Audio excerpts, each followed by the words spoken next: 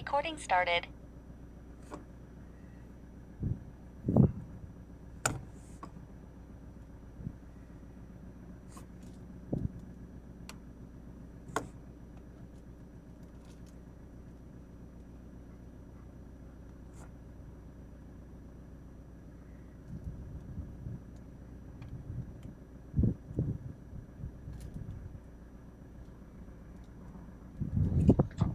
Okay, 24 Golf 16 Bravo, maybe around noon. So a big part of this channel for me is that there's no sort of wasted thought. I have a lot of thoughts and I canter. I don't work on them all. And so the idea is that anything left unfinished, anything that I had barely even started, or any just thought that I, had that I never really followed up on, isn't completely lost. And that reassures me that I didn't waste my time having the thought.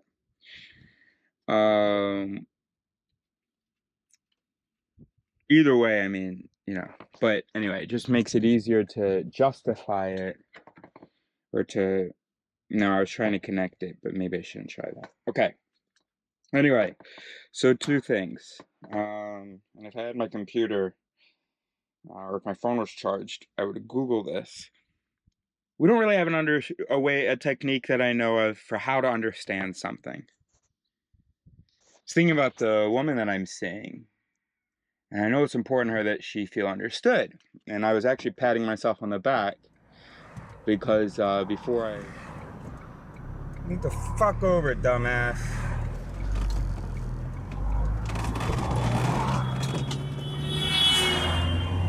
Are you fucking stupid?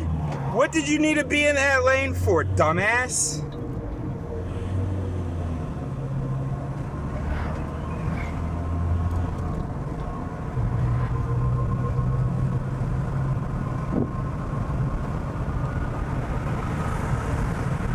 .24 Golf 16 Bravo. Why did that stop recording? Did I click the button? Anyway, I was patting myself on the back because actually I'd been thinking she speaks really good English, but sometimes, not as well as she speaks Spanish. And sometimes she'll struggle to express herself. But I think that I tend to pick up what she's putting down, which is cool. So, my sort of understanding of her. Anyway, I was patting myself on the back because I was like, I'm so smart that it's okay when she can't put a sentence together because I usually get it. Then I thought about how it's important to her to be understood. That's when I thought about that. I thought of that. And I guess that triggered in me, wait, so are you actually understanding? And I also thought about a conversation we had recently where I had misunderstood. And then I'm still not sure to have really understood. I mean, I understand from my perspective, I guess. But I think there's more to it, maybe. Or I'm not, it's like I understand okay, I have a certain perspective on what matters in what she told me, what the central point is. And if we assume that that is indeed the central point, and I don't think I could articulate it now, then I understand what she said. But I have a suspicion that what I think of as the central point wasn't the central point. So even if I understand parts of what she said, the whole thing is kind of either wrong, or it's missing something, or it's just importantly wrong. Like the whole central, you know what I mean?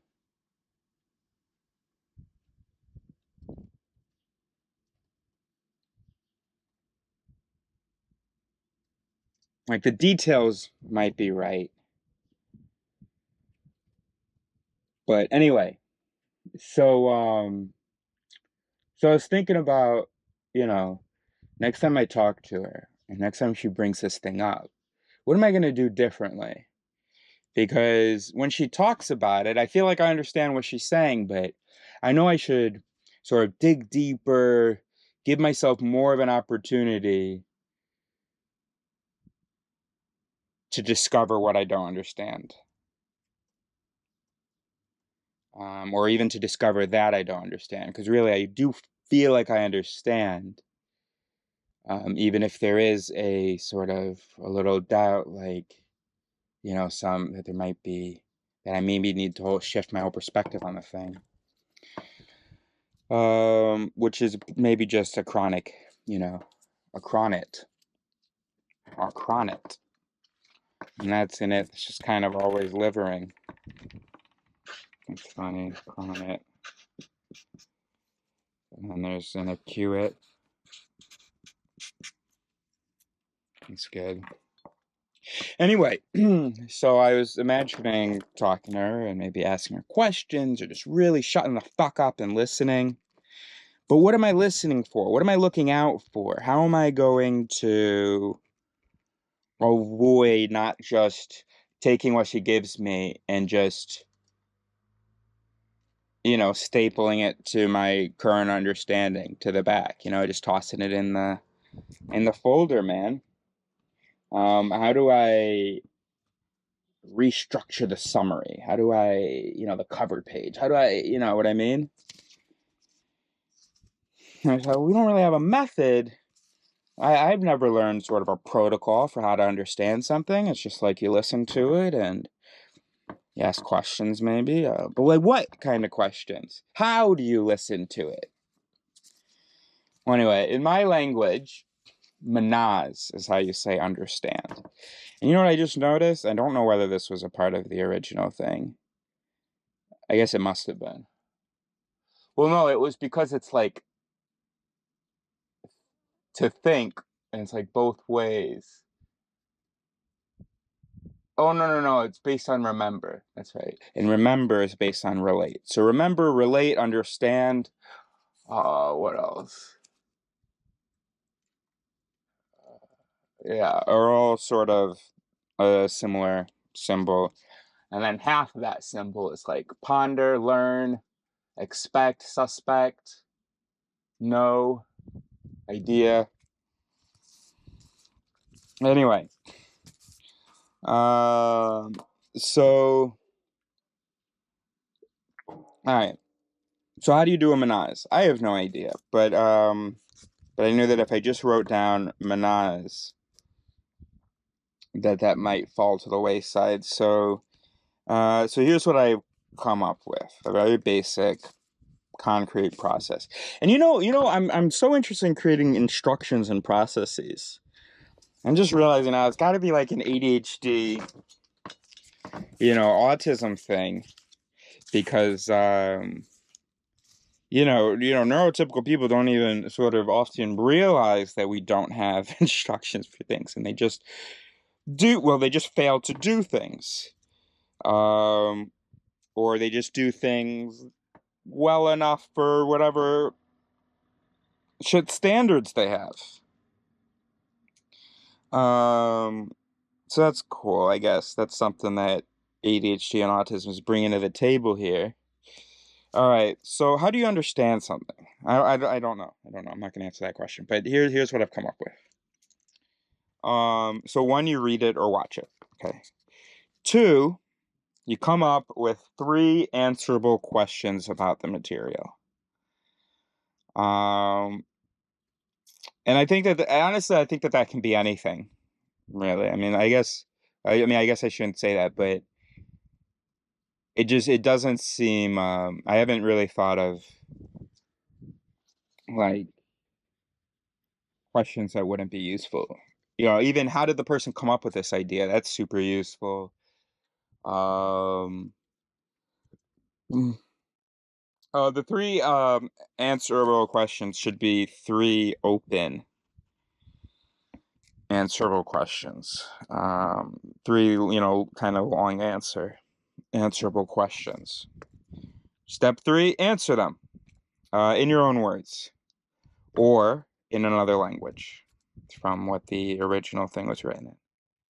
And then 4, now that you've done that, go back and reconstruct the whole thing you're trying to understand in your own words or in another language. So you can call this recall. Recall. RQAL.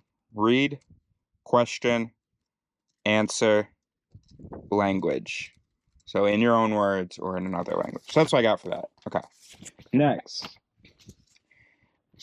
We have the agit in the mind, which is sort of the lawyer department of the mind. But see, the agit includes connotations of sort of scrambling and saying, no, not nonsense. And I often forget that. That's the majit. Majit is when it's bad justifications. Agit is just when you're justifying the thing. You're saying, oh no, there's this reason, and that reason. But there's still this connotation of unreliability. Like, it's coming from the lawyers. Like, they all they care about is that anyway.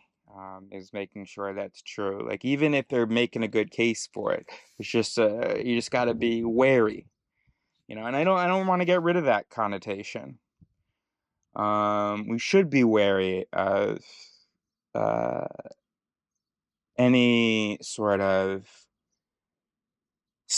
any time a person makes a claim and then lists off a bunch of reasons why it's true, or seems to, and it's just saying a bunch of stuff. We should be wary of that. And they may be making a good case, but we should be wary of that because you know, it's just more likely that what's happening is good enough stuff is being rattled off by System 1 agits, rather than that this person has actually done all the reflections that, you know, humans think they do but don't, and actually has this sort of coherent, you know, verified list of reasons why this thing is true, meaningful list, and all these things have actually been checked. And the agit, it really is about the quantity as well. It's you know, and maybe that shouldn't be so much part of the definition as just part of how it tends to manifest, part of the description of it. But I would not consider someone agiting if they said, why do I think that's true?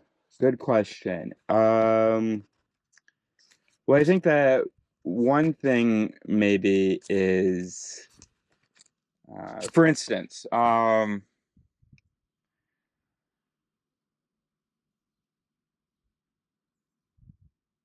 said to someone that capitalism depends on, capitalism depends on a lack of community. It depends on the silly 2-parent maximum household, where all of the responsibility of child rearing and family providing and maintenance falls on like 2 adults, you know, and then and that's it. And it's totally crazy. It's totally crazy that it's even like a thing. Gosh, I'm gonna have to ask my sibling for money or something. I've never asked my sibling for money, but you know, it's not unlikely that I will at some point, I guess. Ugh, feels weird. She's 9 years younger. Come here, buddy. Come on. Good boy. Good boy. Yes, good boy. Stick your head out there, buddy. Good boy. Good boy, buddy.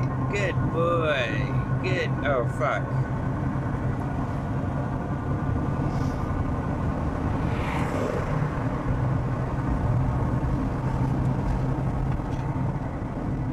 Woman, but anyway, that's absolutely crazy. It's absolutely crazy, the idea that, I mean, if you just, from any cultural perspective, besides post-industrial revolution capitalist perspective, it is absolutely crazy, the idea like you turn 18 and or 25 or something, and and your parents like and it's like your parents aren't, it's abnormal for, when I tell people that my parents support me, whoa, you're so lucky, whoa, they're so nice. I don't want to disagree with you here, because yes, I am very lucky, and yes, they're very nice. But also I think it's really unfortunate that your parents had you thinking that, like, as soon as you become able to work and make your own money, that that you have to do that for you. Anyway, I feel like I'm losing you. And that's because that really is a thing that's so programmed into us that, I mean, even me, I struggle with it. All right, but here's where I think I won't lose you, is let me go back to the community thing in general. Let me explain that. Well, that's what she asked me. She asked me, what do you mean? Why do you say that? That that capitalism depends on people being separated from each other, that we have the smallest unit possible, these nuclear families. I said, I don't know. First thing I said was, I don't know. That's a good question. Maybe it's bullshit. And I said that because no reason immediately came to mind. I wasn't auditing. The audit didn't jump in, right? So she said, oh, sorry. I said, no, this is great. Let me, let's talk about it together. And then I said, well, I think that if, it's a 2-parent household, let's say 2 parents, 3 kids. Well,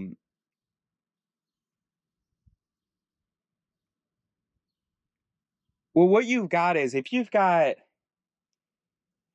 broken it up into small families, right? No matter what the unit is, at least one person has to be bringing home some bacon to feed people, right? Now, if there's like 6 people, one person might not be enough, right? I mean, obviously not, especially today. But gosh, I'm sorry. So if oh wait, this is not even what this video is about. But all right, we're not going to get out of this. All right, so look.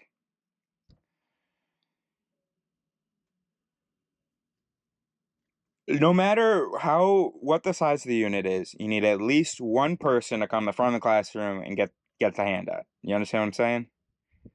You need at least one person to go out there and get some bacon, and bring it home, win some bread. Now what's great is if you can get that unit down to like 2 or 3 people, where it's either just a couple or a couple with one kid. Well, that's pretty sweet, for the economy. Because if you've got a situation where you've got only 1 out of 5 people working, not great, including children. But if you can get it to 1 out of 2.5 or 3 or whatever, that's good. It's more people who's absolutely has to work a job, and that they are desperate to have that job because their unit depends on them. Because I mean, imagine this, you know I mean, yeah, you have to, so then everybody works, and then we pay each other, because we're not all part of the same unit. So you're part of a different unit, so you need to work for me. I'll pay you to babysit so that you can provide for your unit.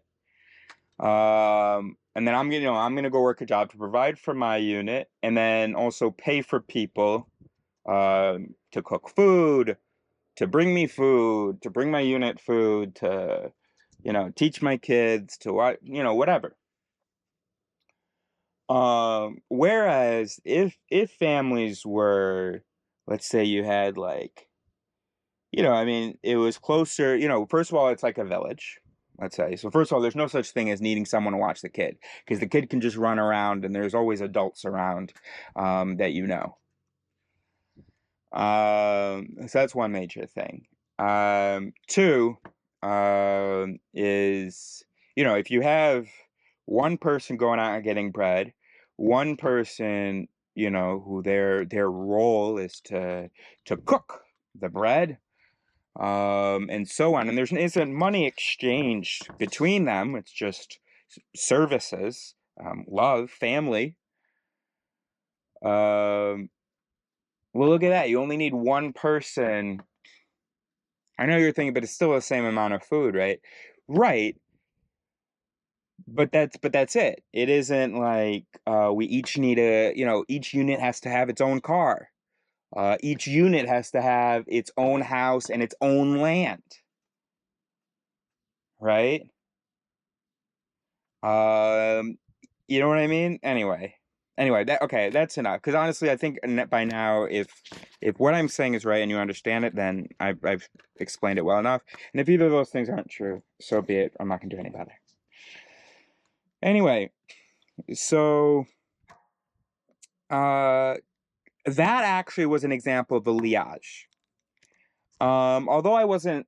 Well, I was kind of scrambling. It was an example of an agit. But anyway, so here are the two other terms, lia and liage. So lia is support for a statement as though the question is what matters. Okay? So it's to support a kes as though the esic matters. As opposed to liage, which is to support a kes as though the kes itself matters. Make sense? So here I was definitely doing it as though I was liaging. So even if I wasn't scrambling, it was an agit, and you know, anyway, it was a liage. So liage isn't so much describing the mental processes so much as sort of just the information being given. So liage is when you are sort of when the things that you say support a claim, but it's more like that support. For instance, maybe the support isn't very coherent within itself. Maybe the support isn't well, you know, supported by empirical evidence. Blah, blah. It's more about just creating a coherent story or telling a coherent story. It's more about, you know, defending the case, right? So justifying it. Whereas lia, which is my word in my language for support, is actually just support. So if you're having a discussion with someone, you can say, hold on. That previous sec, right? So that previous claim that's meant to be a supporting claim of the overall kes. That previous sec, can you lia that for me? What's your lia for that? You know, and you can say, all right, so X is true, and I'm going to lia that in a little bit. And then when someone lias it, and you're seeing issues with the lia, and they don't seem to want to slow down to hear the issues, you're like, hold on, you're agiting, hold on. I asked for a lia, bro. This sounds like a liage to me. Let's just slow down a second. Again, these are unfinished thoughts. So, all right, well, that's it.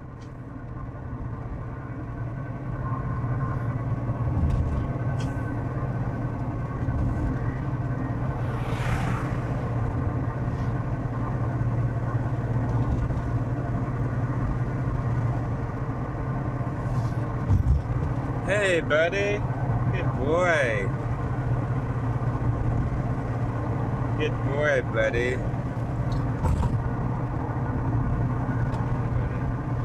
24 golf 16 Bravo, 1500. So I thought this was interesting. So I have a student, an English student, who is a believer. His wife is not, and his kids are extremely, extremely intelligent, very gifted.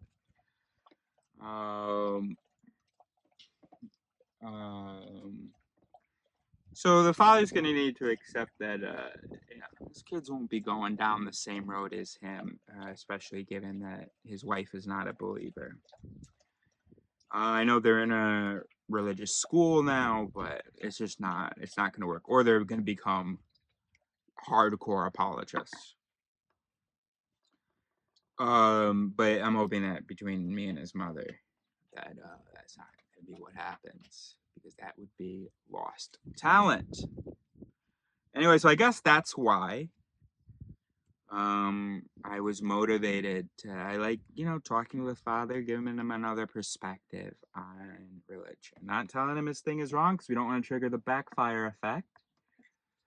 But for instance, he texted me saying he thought he had a thought about human behavior, and he thought human behavior is kind of weird, and that he had gone to the fair with his family to a little carnival thing, and his wife could spend hours on these games, or you end up just spending and losing a bunch of money, to be able to shoot the target or whatever, dart the balloon, pick up the toy, whatever. Get the ring around the thing, whatever. And he thought that was weird. And I said to him, brother, in that moment, you just saw through the illusion for a moment. All of human behavior is weird. And the evidence, and you just look around at people and just talk to them and just look at anything, and the evidence is overwhelming that humans are unreasonable, and there is very little evidence that humans are reasonable. Very few sort of examples of it that can't be explained by automatic System 1 processes. Most of the things that we consider reasonable, like the fact that you go eat when you're hungry, that's just an automatic System 1 process. And then once System 2 gets involved, we did not evolve to be reasonable with the questions we're getting. System 2 would really impress you if it was like, if it was about getting food and there's no food around, and so you came up with a strategy of hunting. It's not what System 2 does today, though. System 2 tries to think about gods and all this stuff, comes out with absolute shit. So I said to him that, yeah, human behavior is totally whack, and we should be seeing it all the time. Should be in the sense that it is available to see all the time. Now, you happen to, because it was your wallet getting thinned, I'm guessing, and because you yourself don't have that irrational programming of that interest, that reward from gambling, because his wife is, a little more, she has tattoos, he doesn't, he's more square than she is. So he doesn't see the value in gambling. He doesn't have that little, peculiarity, which is not a peculiarity. Many humans, it's pretty fundamental to us. But anyway, I and he don't. And so when your wallet's getting thinned and you don't have that particular program, you're going, gosh, humans can be unreasonable.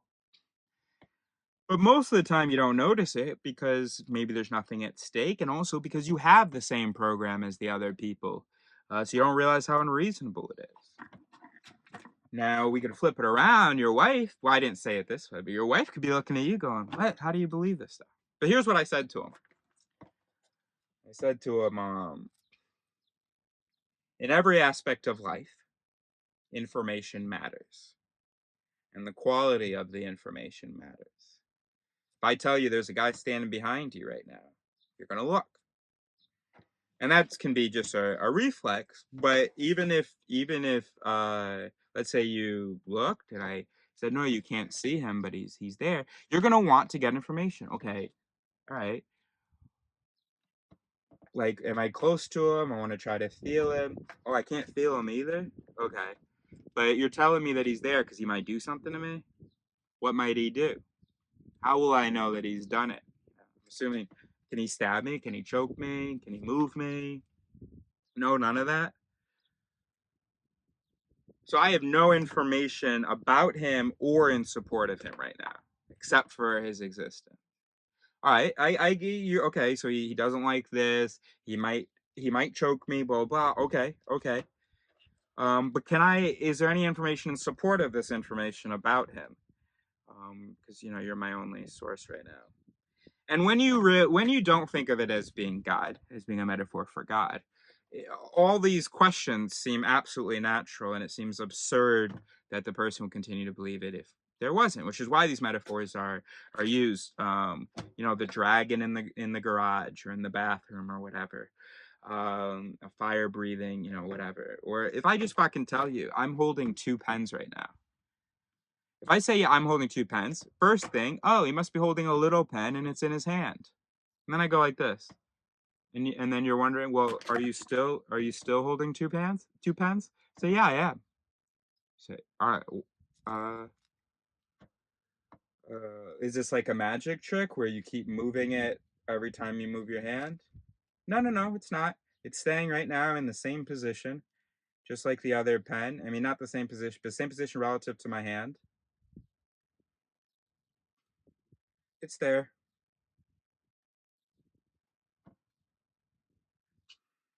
At this point, you're going to be getting bothered. What the fuck do you mean it's there? Information matters. And you're not getting any information in support of this second pen. And I can tell you it's red. I can tell you it's much thicker than the pen I'm holding here. I mean, the pen you can see. I mean, than the first pen. It's much thicker.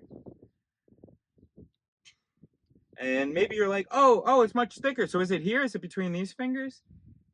I say, oh, no. I'm holding it here. You go, brother, work with me. What do you mean you're holding a thicker pen here? What do you mean? Oh yeah.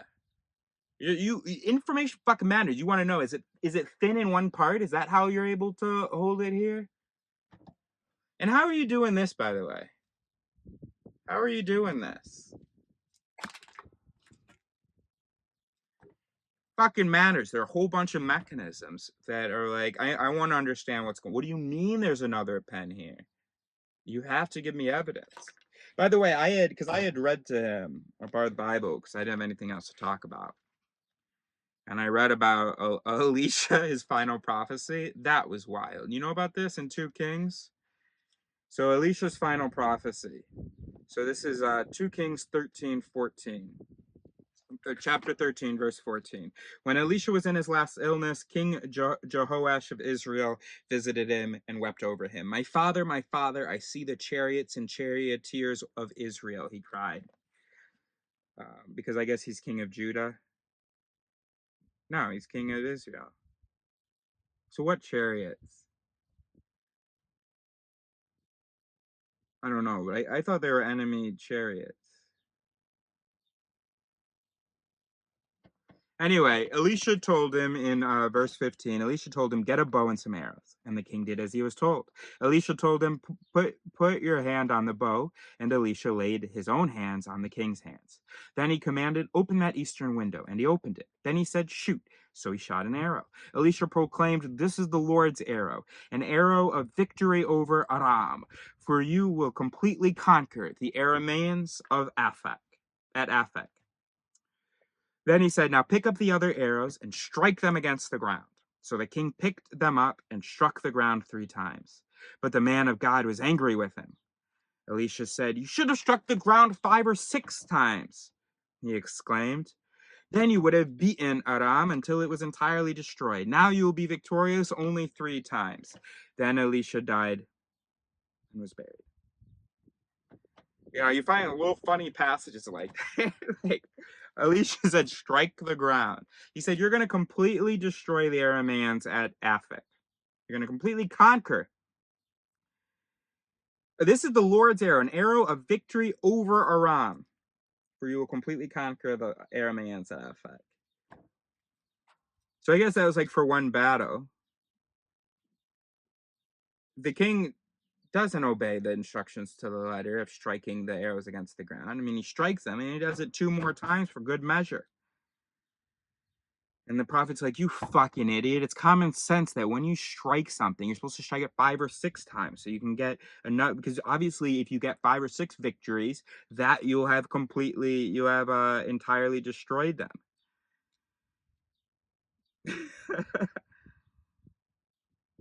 Anyway, so I had read him that, and then I said to him, by the way, I had read him this before we started talking about information mattering. And before the carnival thing. So then we talk about the carnival thing, and I tell him, yeah, bro, that's one little example of tons of examples that are available to you of how irrational we are. For instance, information tends to matter to us. We would never in any conversation say, oh no, this isn't about, facts. This is about, this is about faith here. And nothing in life would if there are okay, except for when it gets too complicated and when information isn't available. Even if information is available, though, if the question gets too complicated, the brain will start finding exits. We'll start like, for instance, COVID. That's very complicated. So the brain will say, all right, never mind. We're just going to have a belief. And it doesn't matter if there are experiments to the contrary. But if there are experiments to the contrary about me having a pen here, you're going to take that very, very, very seriously, because that's very simple. Even if there was an experiment that indicated there was a pen here, but then all of your observations and 5 experiments indicated there wasn't a pen here, you would be like, okay, well, that experiment was obviously wrong. That one that indicated there was, or was misinterpreted. There is obviously no pen there. And it would matter to you. And that's what the flat earthers are finding, is that because they have all of these sort of scientific mechanisms, not necessarily error checking and all of that, but the kind of, we're going to observe and we're going to try to acquire information and draw conclusions based on it. Well, they find themselves in a lot of trouble, because with the whole question of round earth, flat earth, government, all that stuff, that's complicated. So the brain's able to not care about all that information. But then it becomes very uncomplicated when they're like, all right, well, fuck all that other information. We can just do a test. So then they're compelled to do a test, because we do have that scientific instinct for non-complicated things, where information is obtainable and the question is not too complicated. Or the question isn't too convoluted, right? So when you're asking the question from the perspective of thinking about NASA's answer and all that, very convoluted. Who are these NASA people? What do they want? They went up to space and they did all this stuff. How much can we trust all this stuff? Blah, blah. Very convoluted, brain's escaping. But if you forget all that stuff and you're just like, I know that the Earth is flat. Now, and you don't have to think about NASA and all that, because you're among other people who believe it. You are safe to believe this. So now it has become something not convoluted. Now it has become something simple, which means that the mechanisms of basic empiricism get reactivated. And then you've got these hilarious situations where these flat earthers do an experiment and find that the Earth is round. Except, of course, they don't. And, they go, we're going to have to run that again, blah, blah, blah. But they still have that impulse to do the experiment. You feel me? I guess I would assume then, I would have to hypothesize that religious people do the same thing. And what I'm saying is confirmed by an Instagram video I saw, where some historian or something, and I'm hoping that was their authority, but it might not be, was saying, you know, believers back in the day, there was no faith. It was very real. Oh, by the way, that's what I had said to him. That's why we, oh, I know. Anyway, at some point I said to him, by the way, you know, in the Bible, or in the Old Testament at least, so far up until 2 Kings, proof, evidence is often asked of God and provided by God. And so they don't even have a part in their index for evidence. So I had to add it. So I had to write in the margins a whole bunch of things. Let's look at the last one I have. 2 Kings. I mean, you just want to look at some.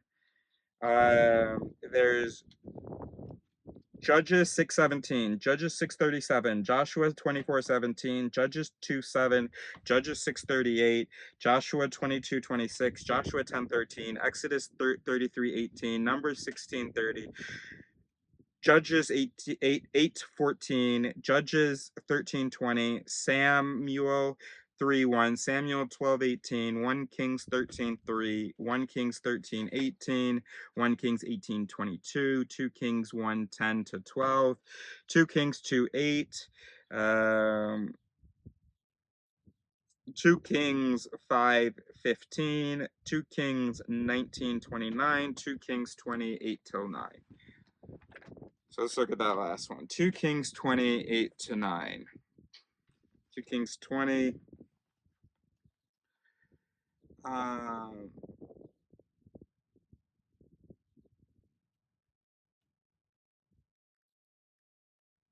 8. Meanwhile, Hezekiah had said to Isaiah, "What sign will the Lord give to prove that he will heal me and that I will go to the temple of the Lord 3 days from now?" Isaiah replied, "This is the sign from the Lord to prove that he will do as he promised. Would you like the shadow on the sundial to go forward 10 steps or backward 10 steps?" Verse 10, "The shadow always moves forward," Hezekiah replied, "so that would be easy. Make it go 10 steps backward instead. Make it go 10 steps backward instead." So Isaiah the prophet asked the Lord to do this, and he caused the shadow to move 10 steps backward on the sundial of Ahaz. Right? There are other ones. What about the one with the sweater and the water? The humidity. There's one dude, I don't remember who it was right now, but he was like, "All right, here's what I want you to do." I don't know whether this was the first test or the second. It was this first proof or second proof he asked for. But he was like, I'm going to put this sweater on the ground. I want to come the next morning and see that the sweater has the dew, but all the dew around the sweater has dried. So God did that. Maybe it was the reverse. I don't know. Anyway, God did whatever he asked for. Dude still wasn't convinced. He goes, "All right, this time I want there to be dew around the sweater on the ground, but all the dew on the sweater is dried." And God did it. So it was like, all right, I got you. Okay, cool. Was that David?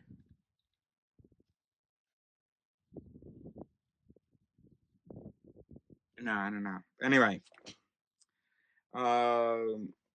so before religion got all convoluted and it became this really distant thing, it was very much a real thing of God is here with us, and we're gonna believe in whoever demonstrates themselves, basically. There was no distinction. There was no such thing as faith. God was real. Gods were real. Because, obviously, and then when evidence started to show that they weren't, well, that's when faith started coming in, because it was like, wait a minute, hold on. I don't care what you just saw. You want us to risk our, years of crops? You want us to risk famine, plague, conflict? No, we have to keep believing this. I don't know. That's what I'm not a religious historian, but that could have been a sort of a thing that happened. Anyway, so I'm trying to get to what I think is interesting. So I don't have a recording of the conversation though, but so he's someone who has some belief in, he likes faith. He thinks faith is stupid in every realm of life except for things that are too complicated, that are complicated, or where you know, information isn't available. But of course, for the God question, although there isn't information available about God and support of God, there is a lot of information available about other things that could replace our concept of God. And so the unfortunate thing about the system is that this faith thing is triggered by not having information about the Kess that we're believing in.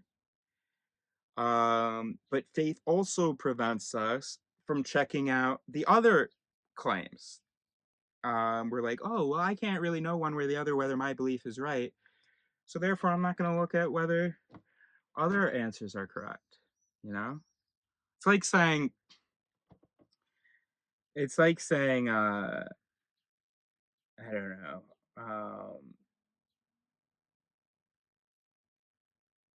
It's like saying,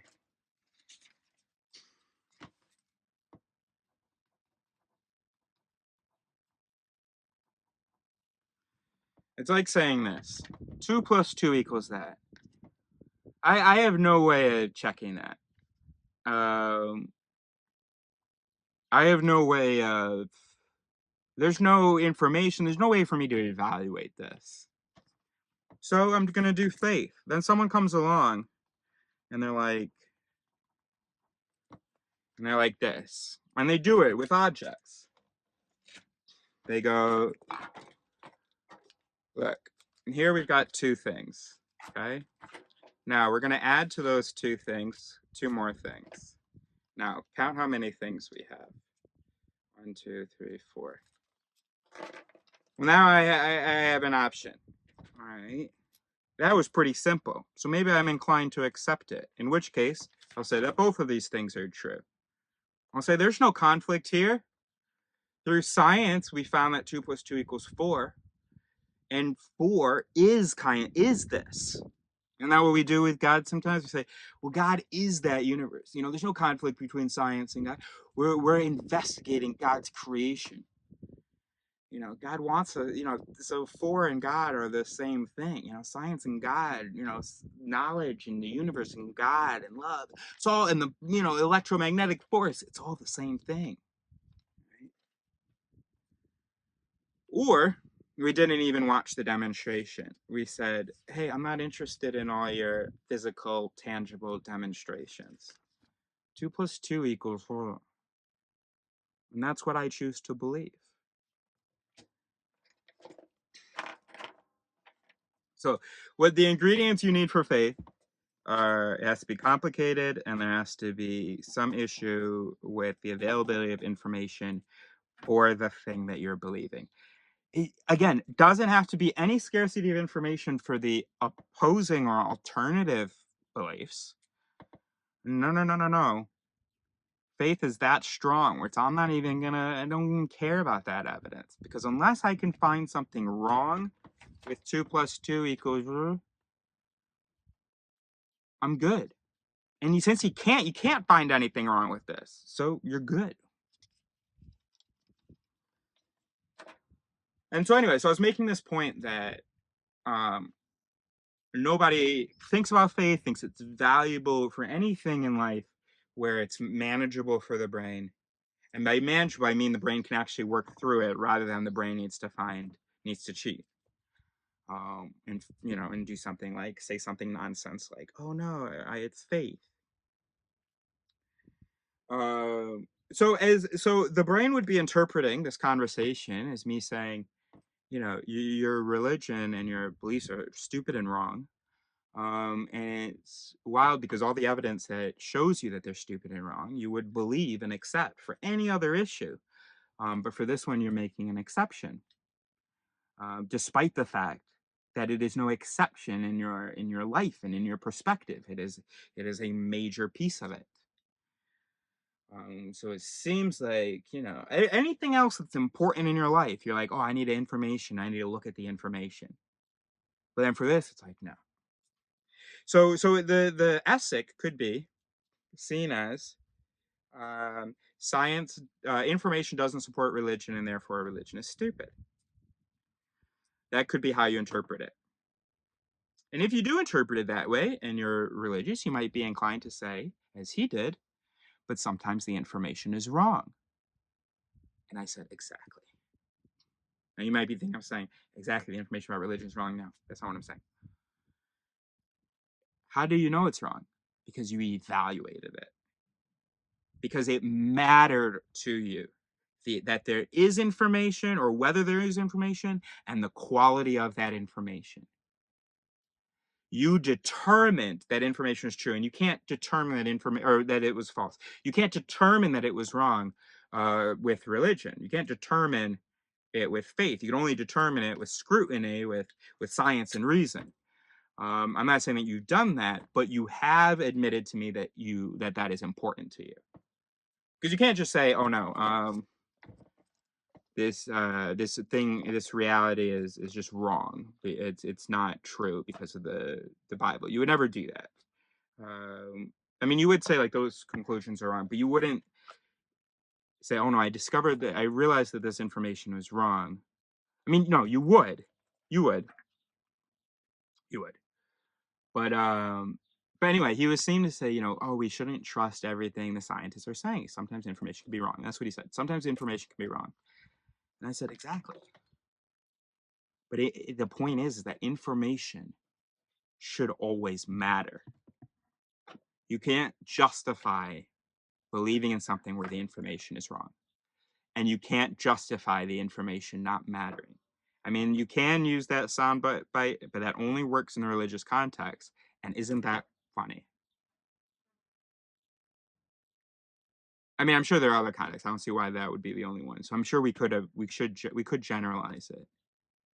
Well, anything that's convoluted and there's a scarcity of information for the thing to evaluate, for the thing you want to evaluate. And that's what's so funny because, so we have the ESSIC and we have the KESS, right? The ESSIC is the question, the topic. The KESS is the claim, the answer. And so for any given ESSIC, there are going to be multiple KESSes, right? So for the ESSIC of the creation or the beginning of the universe, well, there are two major KESSes. And how funny is it that there's tons of information about the ESSIC that could be used to find a good KESS? But there's very little information about one of the KESSes. About the ESSIC it responds to, there's tons of information. But about that specific KESS, just like this, very little information. I'm just making my point again, because I think it's important, isn't it? This is all about, we're talking more about Collins intangibility. So what are we adding to Collins intangibility? So Collins intangibility is faith. It's feeling like faith is an okay word to like say and justify because it's Collins intent. Yeah, okay. And that is triggered by 1, complicated, 2, intangible. And that's what we've been saying when we say that there is, well, we'll put in parentheses, little info avail on KESS. Even if much info avail on ESSIC, which is crazy.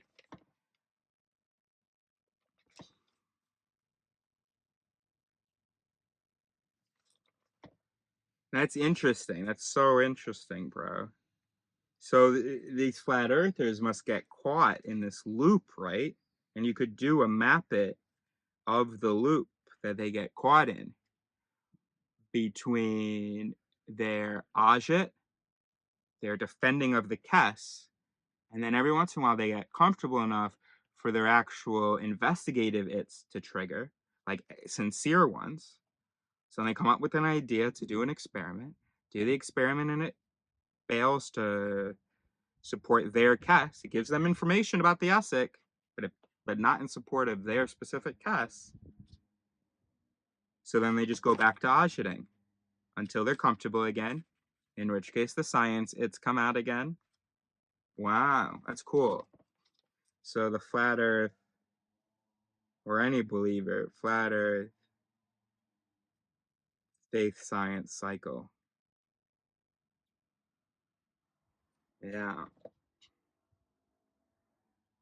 Yeah. So we should expect, like, in a Mormon community, or anyway, in any community where they don't have much interaction with people outside of the community and their faith is totally taken for granted, you should have some young folk who just believe that this is true and they're like, all right, cool, I'm gonna like do this experiment to better understand this God. And then they end up either leaving the church or abandoning that sort of experimental approach in preference for the Asha. Very interesting stuff, bro.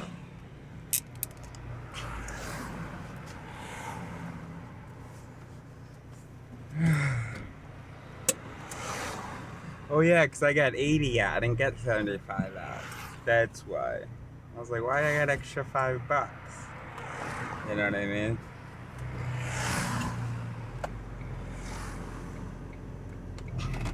Oh fuck. 24 Golf, 16 Bravo. Alright, we need to go get maybe 1700. You know, I was just thinking how often the fact that there's no self matters. Well, all the time, but or a lot of the time. But I was just picturing, kind of want to convince my soon-to-be girlfriend to just see what life is like without having money to, you know, travel across the country for a concert, eat out every night, um, just spend a year. She's a doctor and she's so worried about money. Spend a year, figure out what you really need by just existing for a year without spending money. It's not easy, but I'm going to do it with you. It's actually very, very difficult, and I don't think I've actually ever done that. But together we can do it, and I promise you we're going to learn from it and gain perspective. And I imagine that we would say that her savings are only for emergencies. We can't use them. And I was imagining being hungry and that I would be motivated to go dumpster dive, do whatever I had to do to, let's say that she cheated and was like, no, I can't do it. I'm buying myself some food. Well, she's not going to be paying for me through her savings after we've made this commitment. So, and then I imagined her going, no, Eris, you have to eat. And she totally believes in that moment. She buys me something. She says, Eris, this is silly. You know, you have to eat. It's okay every once in a while if boba.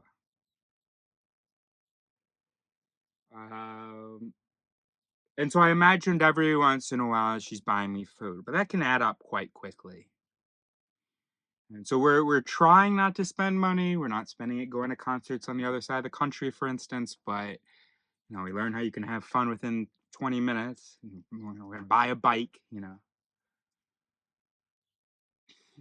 But then I imagined how that would be judged if the relationship ended, or later in the relationship, or even, you know, just later we're having an argument. Remember that time you were like, "Hey, let's go, you know, live for free, and then except for just our time and work and effort." And then I ended up buying you food all the time.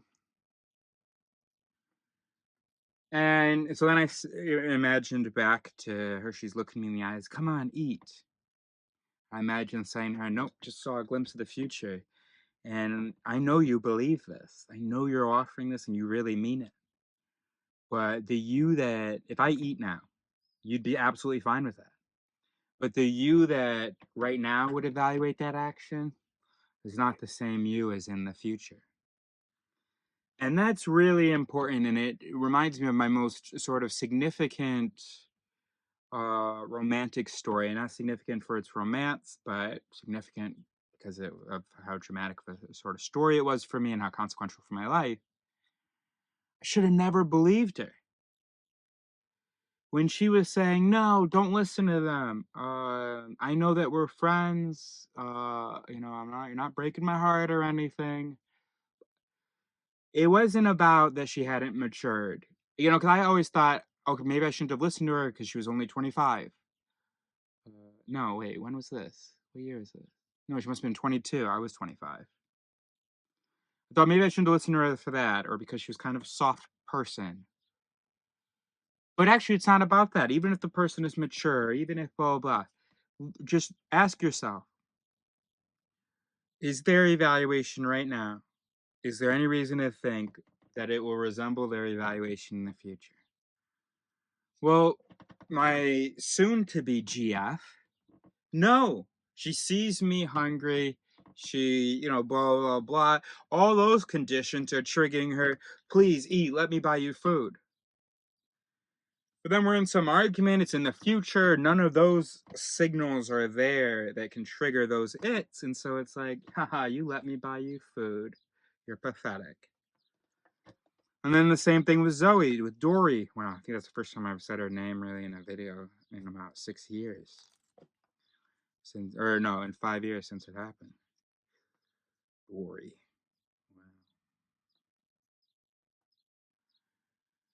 Wow. Same thing with Dory. You can trust the self that is talking to you right now for this moment. But if this moment is going to have consequences in the future, it's going to be talked about in the future, remember that the person who talks about it won't be this self. It'll be that self talking about it. Yeah. Because when we think of ourselves as one soul, we think, okay, well, if that person said that, they meant it, blah, blah, that is representative of a thing in their fixed soul. But no, that was just an event. That could have just been an event in that moment or in those conditions. You have to be wary. How often will these conditions happen? How likely is it that these conditions will be undone? In which case, we cannot expect this evaluation.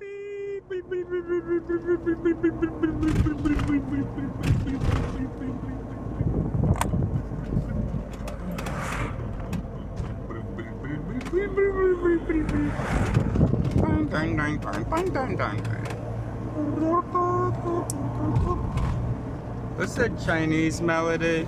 What's it? Like, you see, I can't produce. I almost had it. I did have it. All right, I can. Golf set 16 Bravo 17 something.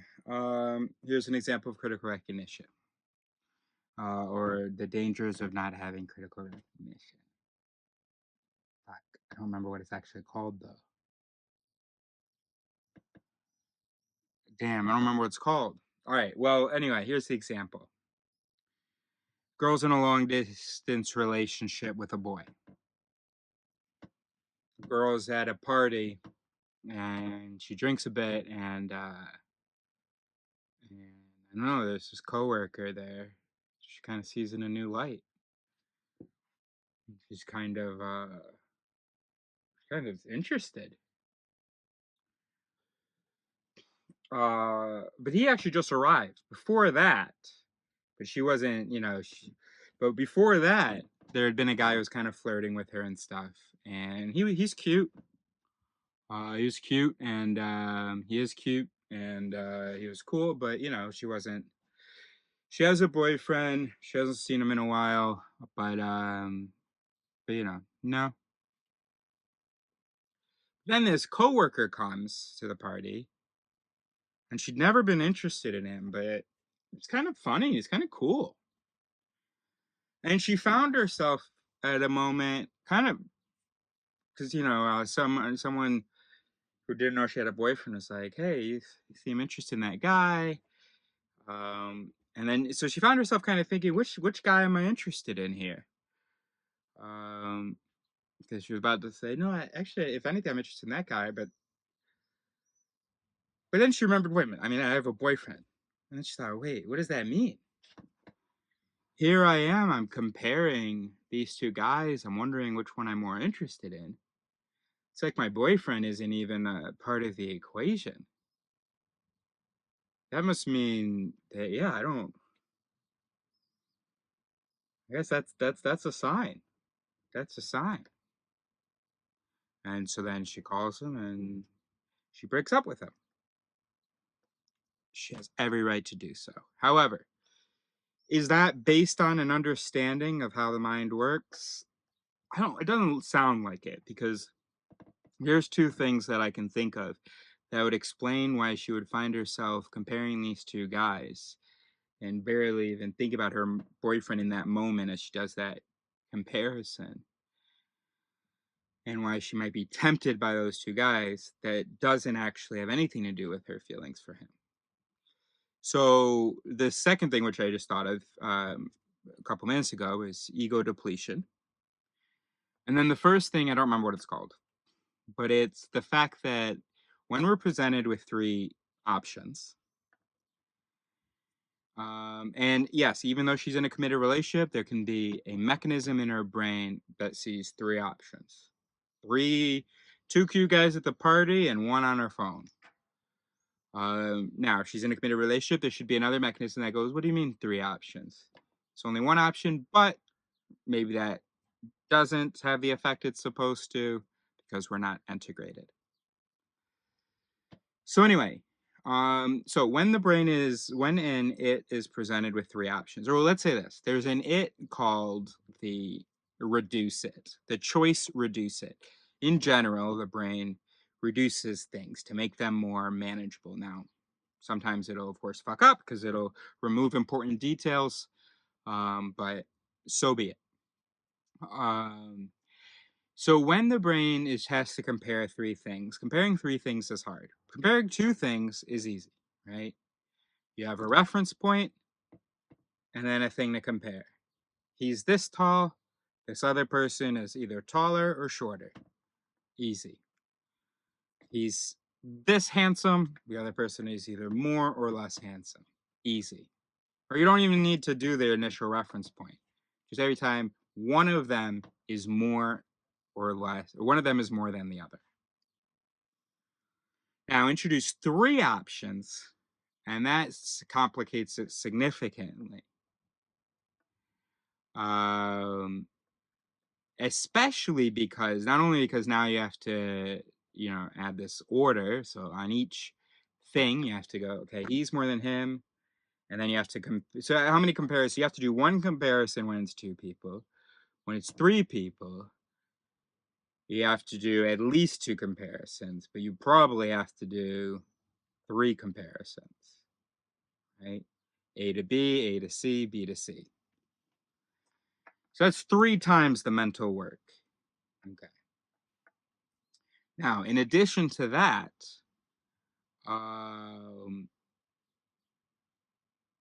they're just so different. What do you do with the fact that C is much more handsome than A and B, but A has much more money than B and C? Oh my goodness, I'm getting a headache. So what the brain does is it basically, whatever is easy to compare ends up what gets compared. So anyway, so the phenomenon, I don't remember what it's called, but basically when the brain has to compare more than two options, let's say, I think that would be accurate, it finds among those two options that are easy to compare. Or maybe what actually happens is it sort of runs comparisons for everything, and the first comparison done is the one that wins out, and the first comparison is going to be between things, because it's easier to compare two apples than to compare an apple and an orange. Okay, easier to see that they're different, an apple and an orange, but very difficult to compare their respective values. But two apples, easy. So imagine you're looking at an orange and two apples. So let's say that there are mechanisms that respond to every combination. So there's a mechanism that evaluates the two apples, a mechanism that evaluates apple A and the orange, mechanism that evaluates apple B and the orange. Well, the processing time for these three evaluations, one of them is going to be significantly shorter.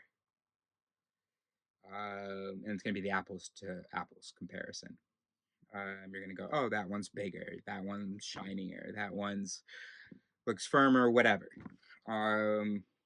Whereas for the apple and orange, you know, all right, I'm not going to go back to first principles. I think it's pretty obvious why comparing two apples is going to be a quicker process than comparing an apple and an orange. Well, the brain tries to be efficient, right? So what ends up happening is it doesn't wait for all three comparisons to finish.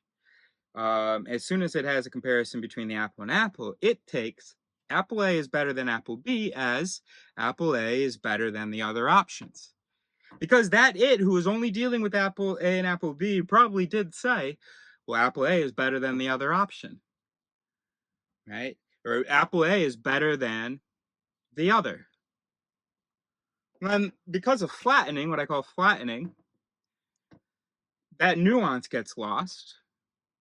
And that gets processed as that apple is better than all of the options. Okay. So, well, specifically what I was imagining that this is how my ex and I had broken up. We were long distance. She was in Africa, and there was a boy at a party that was flirting with her, and she kissed him. I was imagining, okay, let's imagine there's another boy there. And yeah, if she's looking at two French white boys who are both working in an NGO and are also both neurotypical, I wouldn't even factor into that comparison. Indeed. And then, of course, ego depletion / decision fatigue, I think those are two names for the same thing, is that if she, whatever mechanisms had been resisting her considering that first guy as even an option because we have a boyfriend, well, those got tired out, especially in addition to, let's say, there's alcohol. So then by the time the second guy comes, because everybody always has sexual evaluation mechanisms running, but often they're inhibited or, you know, their activity is pied by some other it that, you know, is big, that represents the boyfriend, but that it can get tired. That's that frontal lobe it of loyalty or something. I'm guessing it's in the frontal lobe, loyalty, but that's a good question. Tell me if that's wrong. Either way, it's an inhibitory thing, and I feel like loyalty has to involve the frontal lobe, isn't it? I mean, you have the commitment, the devotion part, but there's also the inhibition of doing other tempting things that would defy that loyalty. So it's got to involve frontal lobe. Anyway, I mean, even prefrontal cortex. So anyway, so there we go. Look at that. I felt like that was 30 minutes. That was only 10 minutes. Awesome. So that's my explanation. Right? That's an argument for why we need critical recognition in the world. You know, not that who gives a shit about this guy that got broken up with, but just what about the woman? You know, she thinks that she's correctly interpreting her processes as indicating that this isn't the right guy for her. And maybe it isn't, but that isn't actually evidence, because the simple ego depletion and whatever the other thing is called of the comparison thing, that we ignore not outliers. We just compare the easiest things to compare, and so whichever wins that comparison wins the whole thing, because the other ones don't get even to play. And that could explain how you could be madly in love, but with a little distance and a little alcohol, find yourself forgetting about your boyfriend and comparing two guys in front of you. Well, because, you know, in my case, I'm not a French, white, NGO neurotypical at a party. So,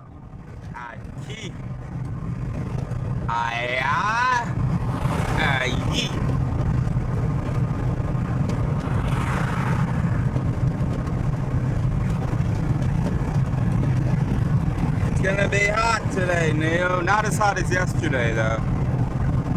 the weather like?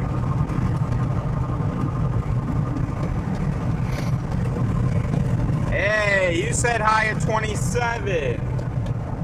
Quran is not the word of Muhammad, it is the word of God. Thank you. It's the word of God. That's right. But it was written by Muhammad. It was not written by Muhammad. Who wrote it? Muhammad was illiterate. He didn't know how to write or read. Who wrote it? It was the word of God, it is the divine word. You see? It's every single time. They're very consistent. I appreciate it. All right? It is the word of God. They're very passionate about it. I respect your passion. There's no way you can rationally have a conversation with that. The same way, if you ask me, why do you believe the Bible's the word of God? And I look you in the face and I say, because it's the word of God. Rational discourse is broken down. I want to see what's going on in Madrid. I like to see what's going on in Tokyo. We don't need Calais though. Alright, fuck, I do want Calais actually. But anyway, we need Conil.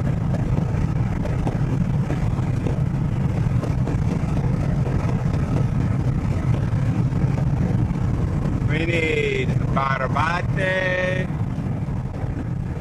24 Golf, 16 Bravo. Did you guys just watch that video? And you could see the gears turning. And you could see that he was coming up short. He wasn't coming up with anything negative.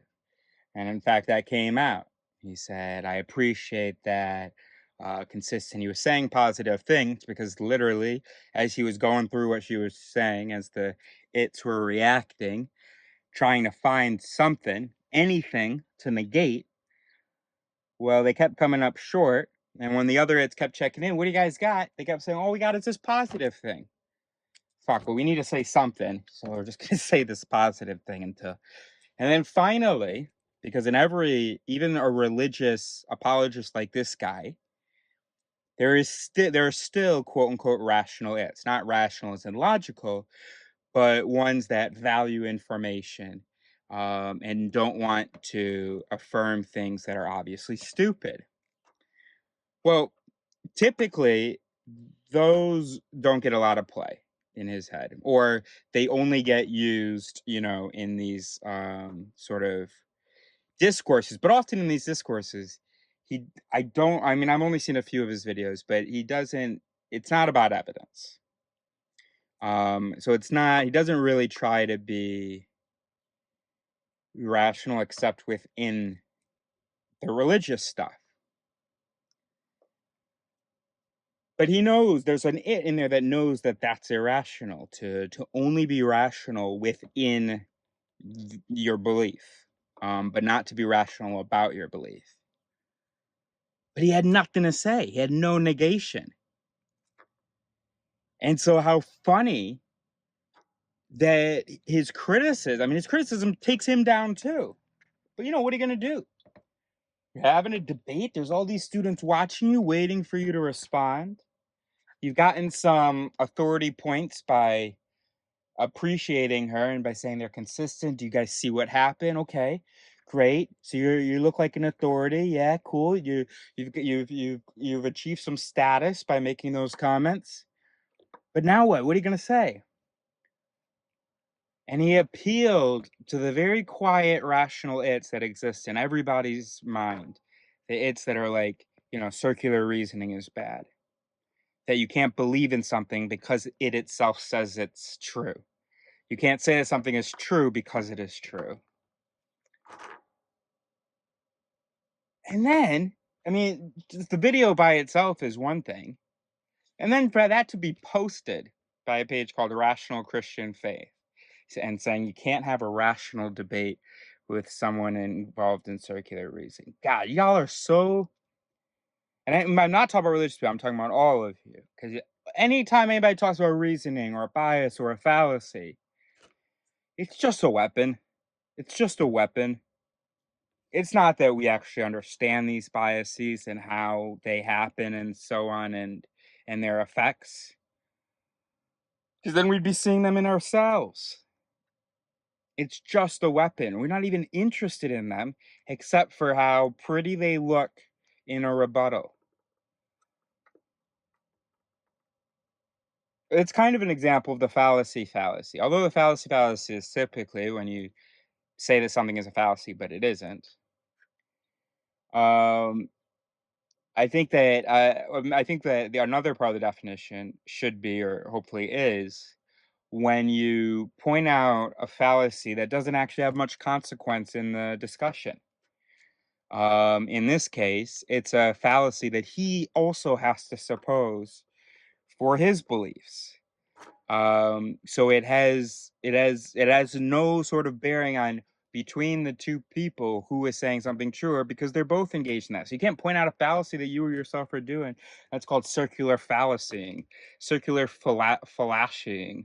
You know, it's called a circle jerk. He is a circle jerk, that guy. He's always standing there, like, on campuses and stuff.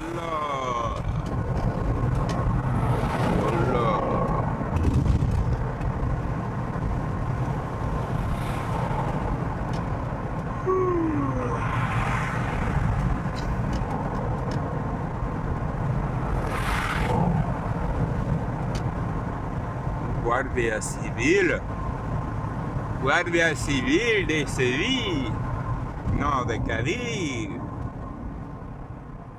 Golf 17 Charlie 1103. So I have a question, and I don't want to find the answer yet. I just want to hypothesize for a second.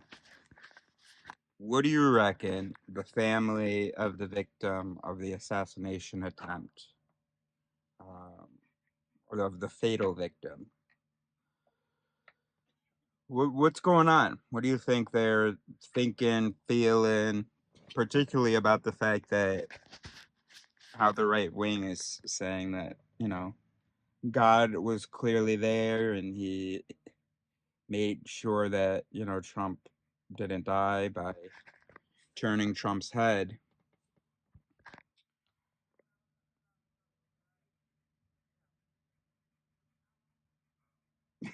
It's kind of funny to picture it, right? You've got this diehard Trump family, but then one of them dies.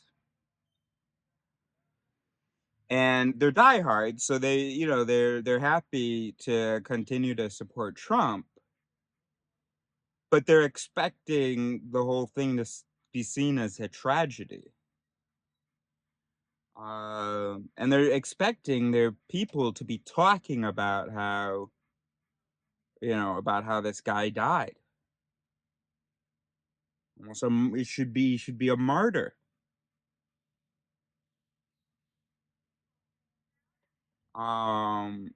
But the direction that the sort of party went with on Instagram, the you know, the Trump supporters on Instagram went with, not with, you know, oh my gosh, the left killed somebody, or I get, you know, I mean, he, I guess, doesn't even seem to be on the left, but you know, not, oh, somebody died and blah blah. It's a victory. And I totally get why it would be an absolute victory, an absolute just amazing, awesome thing to be celebrated if somebody hadn't died.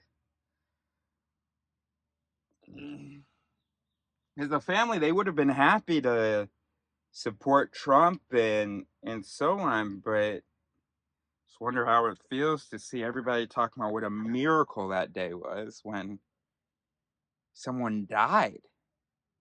And it's just so funny. You know, God's all powerful. You know, was that guy a secret Biden supporter or what? Why God couldn't, you know, God's all powerful. He couldn't,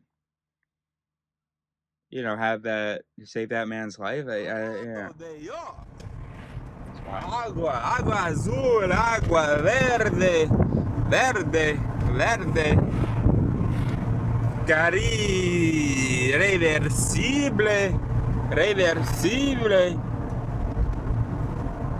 ¿Qué es eso? Dime qué es eso.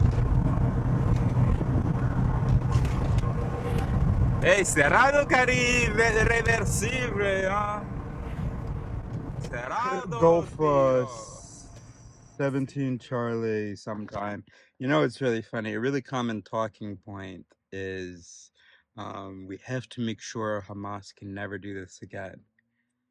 What are you talking about? That's not possible. How the hell are you gonna do that? After the Holocaust, and when we had already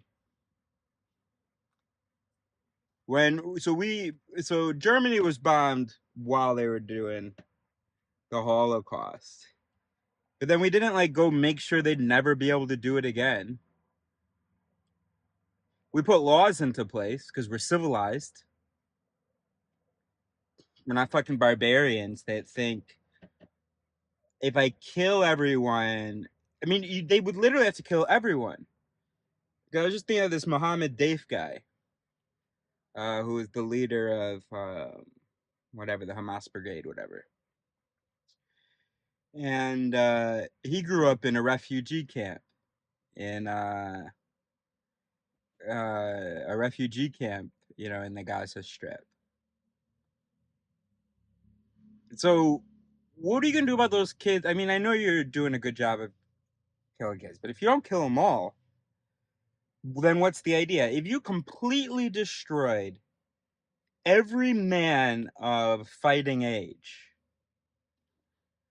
and then stopped, you would have made it impossible for it to happen again this year, or even within the next 10 years. And you would have guaranteed that it'll happen in 20. Bravo. Makes sense. Beep beep beep beep beep beep beep beep beep beep beep beep beep beep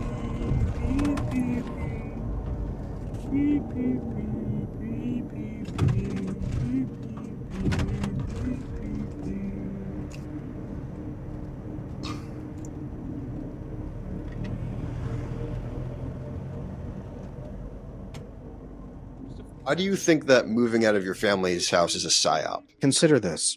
If you have 10 members of a family, and they all scatter to the four winds, where they at least a half hour apart from each other, or more, 2 hours apart, states apart, and they will not see each other anymore, and they're going to pay 10 different sets of rent, 10 different sets of utilities, 10 different sets of groceries, 10 different sets of everything, then what are they going to do? They will live alone in these apartments or in these small structures. They will desperately crave connection with strangers. They will spend tons of money on escapist entertainment. The research actually shows the average American spends about 5 years of their life on escapist entertainment now. And that was before COVID. We need to actually update that information for after COVID now.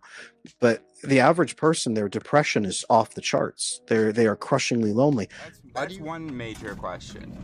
Why would you want to go to Cádiz? Like, you only would want to go for the beaches, right? If you're going to the beach, you'd want your home with you, right? Man, everybody loves you today, huh, Nia? You must be glowing. You must be glowing, bro. People absolutely love you today. They can't get a fucking enough of you. Alright. I will leave Islam right now if someone can show me one contradiction in the Quran. The Quran is the only perfectly preserved scripture. You won't find a single numeric contradiction in the whole Quran. The Quran is perfect and is the only word of God. That's my challenge to you now. Find me a single contradiction. Alhamdulillah for Islam and Alhamdulillah for being Muslim. Easy, got you. Surah 3:144 says all messengers before Muhammad died, and Jesus in Islam being a messenger in Surah 4:158 says Jesus was risen up and didn't die. He was taken up to Allah himself. Easy, contradiction.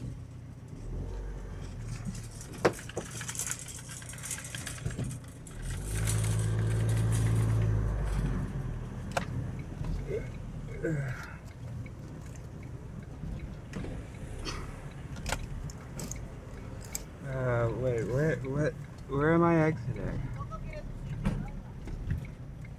Where am I going right now? Oh, that's how I just entered, okay. So if Gulf 18, Delta 1825, so if we say that coming out with words like reasonable, not really having a definition, having these loose ideas about this, there's such a thing as bias. If that's the construction of the theater, or the revelation of the theater, then what we've just done over the last 3 hours is setting up the stage. And then the interesting stuff happens. But I've never even really, I've only a couple times kind of set up the stage like that, never to that level. But then after that is when it plays out, or maybe I'll say after that you put the stage decoration. I don't know. But so what you do is, some of it we already saw. You identify, you go, oh, hey, there's a mallet there. Oh, hey, there's a mallet. But you also name the moves. And also what I'm really interested in is the stuff that I didn't really put on paper. I put sort of their premises, but I want to be able to talk about the moves that they're making in the conversation. I want to be able to identify illegal moves, not just mistakes, but illegal moves. Like straw man would be more of an illegal. Well, that could also be considered a mistake. Too much repetition might be an illegal move. Asking someone a question and not giving them a chance to answer it would be an illegal move. And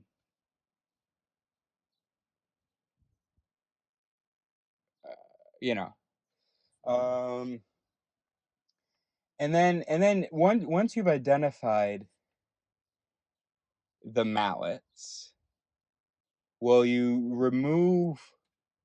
So there are mallets that are just sufficiency mallets, in which case, if the entire, let's say an entire sub-argument for something is a sufficiency mallet, well then it's insufficient, because that's a thing that we commonly think is sufficient. It isn't. It may support, the TAV, but it doesn't, it isn't sufficient. And then somehow we have to figure out a way of comparing the values, the rating. I mean, like, one easy thing is if you remove the stuff that is not empirical and not reasonable, and then you take what remains and you say, is that sufficient? And then maybe you give it a score of sufficiency, but I don't know how a human brain would quantify that. Or, easily. And then you could compare it, because sometimes it is useful. Which side should I be leaning on? Which Kess has been better represented in this essay? Yeah. So we have a lot of work to do. So tomorrow we should do another couple hours, maybe setting the stage, maybe even really playing, really evaluating, trying to come to a judgment. No, we have a lot more stuff to name. Well, we'll see.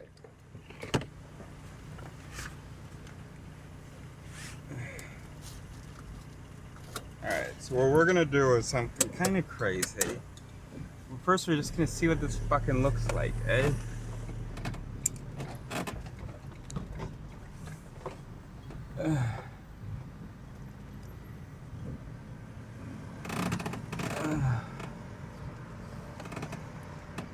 Alright, this is fine. Golf 18, Delta 1944. When you and I were kids, I'm eating right now, and I do want to finish eating, but when you and I were kids, we learned that there's that we have wants and we have needs. We learned these two words in our respective languages to distinguish two types of goals, right? Sometimes behavior can be a reaction, but sometimes behavior can be towards a goal. Or you can say there are two types of desires. Two types of things to... No, yeah, just two... Yeah. I don't know how else to phrase it, but anyway. Things that you might potentially have. Yeah. And it's pretty binary on the positive side. It's either you want it, in which case it is a thing that would bring you pleasure. No, you know what? Let's distinguish. Okay, let me get you caught up, and then we'll work together. I'm going to call her my girlfriend, because it's just a matter of time. My girlfriend said she needs to shave her legs. I said, I like you the way that you are. She said, no. I said, it's nice to have someone who likes you the way that you are. Sorry, I didn't mean to make that face, because I didn't realize what I was going to say after that. So it was just like, hey, you don't say no. Appreciate the fact that you've got someone where you don't have to shave your legs. Okay, you say it's for you, whatever, but it doesn't seem like it's for you because you keep going, oh. She said, when I said, hey, it's nice to have someone who likes you the way you are. She said, I like you the way you are. I said, well, that's no. She said, why do you say no? So well, every time I see you, and we've only seen each other about 5 times, you tell me about 5 things you want to change, which is not true. Like 2 or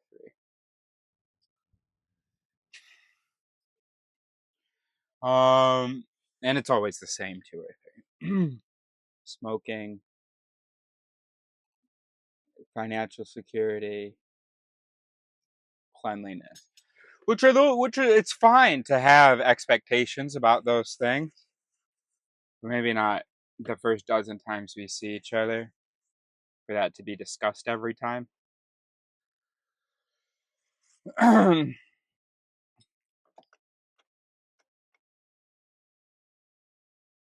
Anyway, I went harder on her there than I meant to. Anyway, so she said, oh, I don't want you to feel that way. These mosquitoes are killing me. Let's light this candle. She said, I don't want you to feel that way. I said, hey, you're the same way with yourself. It's okay. I'm not upset. You're the same way with yourself. You love yourself. You think you're amazing. All that stuff. Oh, no, I said to her, you like me a lot. You like lots of things about me. And with just a few tweaks, I'd be perfect. She said, oh, I don't want you to feel that way. I said, no, but you're like that with you too. You're awesome. You're amazing, you think, right? But you'd be actually good if you just fix a couple things, right? If you just had a few more things, then you'd actually be good. Yeah, you're amazing. You love yourself and all that. But you'd actually be above water and acceptable to yourself if you had just a little more, right? She said, yeah. She said, what's the solution? I said, okay, well, this does remind you are my soulmate. All right, thanks for asking. I don't know.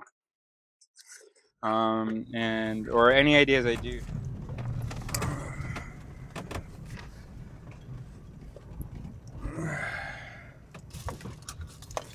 All right, we'll go to the beach real quick, okay, buddy? You want to go to the beach? Yeah? Huh? Should we? Huh?